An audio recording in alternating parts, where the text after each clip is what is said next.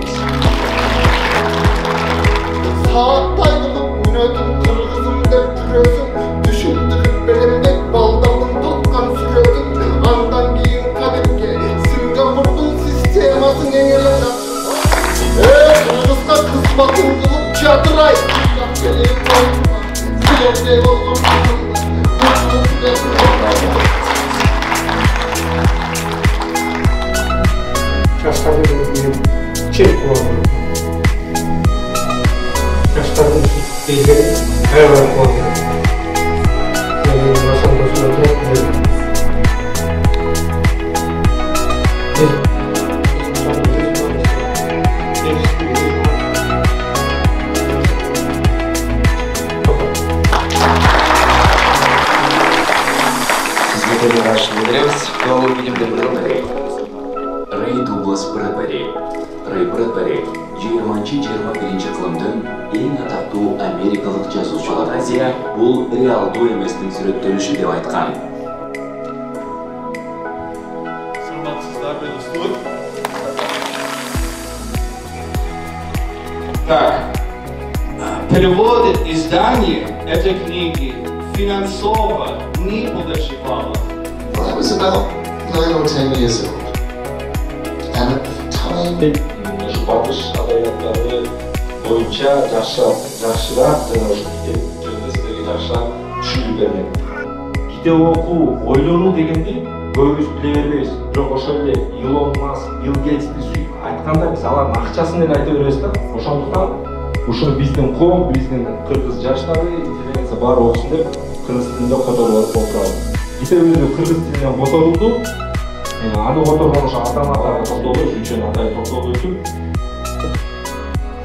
Эгерде биз көп азабаны окубасак, Төөнбайсыздык деген Аалы Топонбаев окшогон кыргыздын эң алгачкы жазуучуларынын чыгармаларын даана билсек, анан кийин биз дүйнөнүн классикалык, америкалык, англиялык, франциялык, германиялык китепканасында Жогорку кеңеште билесиздер, сүйлөө үчүн болгон 2 мүнөт убакыт берди. Мен ошол 2 мүнөттүн ичинде оюм айтып коюнга жетишейин. Кече Алай районунда жүргөн жеримен Жаныбек чалыптыр. Атайын келдим. Анткени Жаныбектин ар бир иш аракетин мен дайыма кылдым. Анткени коомдо кандайдыр бир өзгөрүү жасаш үчүн ушу Жаныбекке окшогон өжөр, мындай көкбет адамдар керек да. Эмнеге кандай тоскоолдук болбосун карап иш керек.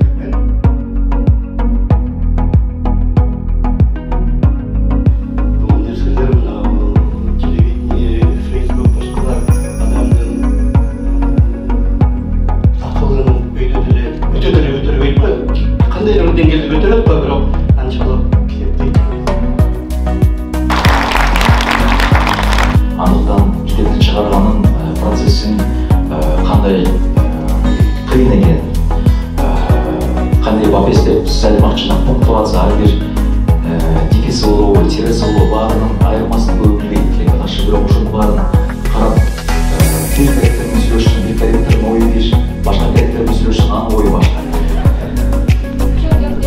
Чөптү өтөптөн жакшы вариант. Бирок мынакей,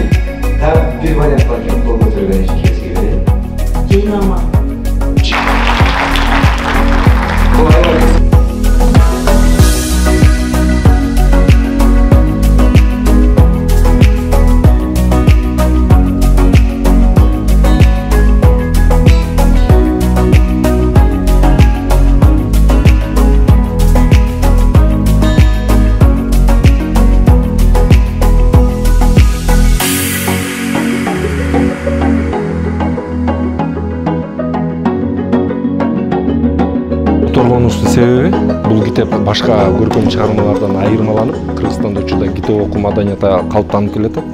Ошондуктан биз бул китепте китеп окуган, ойлонгон, китеп окубаган жана ойлонбогон коомдун айырмасын көркөм чыгарма аркылуу түшүндүрүп берген жакшы китеп. Адамдын баягы физикалык муктаждыктары ишке ашып аткарылып, 100% аткарылып калгандайын баягы руханий жактан кантип жабыркайт дегенде аябай жакшы сүрөттөп берген чыгармалардын бири. Интеллектуалдык бестселлер. Ошондуктан ушуну биз котордук. Эң биринчи китеп которгондо, анан азыр жаштардын китепке болгон кызыгуусу. Биз мисалы башында мотивациялык же экономикалык маалымат берген китептерди которгонбуз. Анткени элдер баягы байыгысы келген, өскүсү келген, бирөөнөн дем күч кубат алгысы келген. А бирок чыгармалардын китептеринин эң жакшысы бул көркөм чыгармалар. Анан биз эми акырындан көркөм чыгармага өтө баштадык. Бул биздин 5-чи китеп. Мына ушул биринчи көркөм чыгармабыз, буга чейинкилер башка багыттагы китептер болчу. Анан эмнеге минттик? Анткени окурмандар өсө баштады, окурмандардын белгилүү бир катмары пайда боло баштады. Алар көп ойлойт кыргыздын баары окуп атат. Жок, кыргыздын баары эмес, бир окуган катмар пайда болду. Ошол улам жаңы китептерди окуп атат. Келечекте Кудай буйруса